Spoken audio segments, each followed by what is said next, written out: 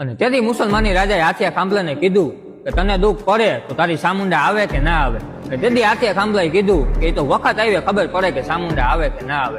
ભાઈ તેથી મુસલમાની રાજાના મોઢામાંથી હુકમ નીકળી ગયો કે જાવ અને ફાંસીના માસરે ચડાવી દો, આજ મારે જોઈ લેવું હોય કે કેવી કેની સામુંડા આવે. ભાઈ સૈનિકો આમ હાથિયા ખાંભલાને પકડીને લઈ જાય, પણ સાહેબ ડગલે સામુંડા પગલે સામુંડા, એમ કહેવાય કે ભાઈ ત્યાં ફાંસીના માસડા સુધી પૂગ્યા ને ભાઈ લટકાડી દેવાની હાવ ફૂલ તૈયારી. તાતો એમ કહેવાય કે ભાઈ હાથિયા ખાંભલા મનોમન બોલ્યો કે હે સામુંડા, તારે મને આ દી દેખાડવો હતો તો તારે મને અહીંયા સુધી લાવવો જ નહોતો. કે હે સામુંડા, કાં તો આ તને ગઢપણ આવી ગયું હોય ને કાં તું પગે પાંગડી થઈ ગઈ હોય, નકર પછી તું આ મુસલમાની રાજા સુબો હોય એનાથી બી ગઈ હોય. બાકી મુસલમાની રાજાના મોઢામાંથી અવાજે નીકળવા દે.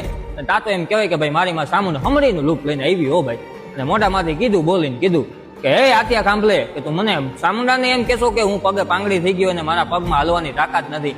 હવે કહી દે તારા મુસલમાની રાજાને કે હુકમ કરી દે.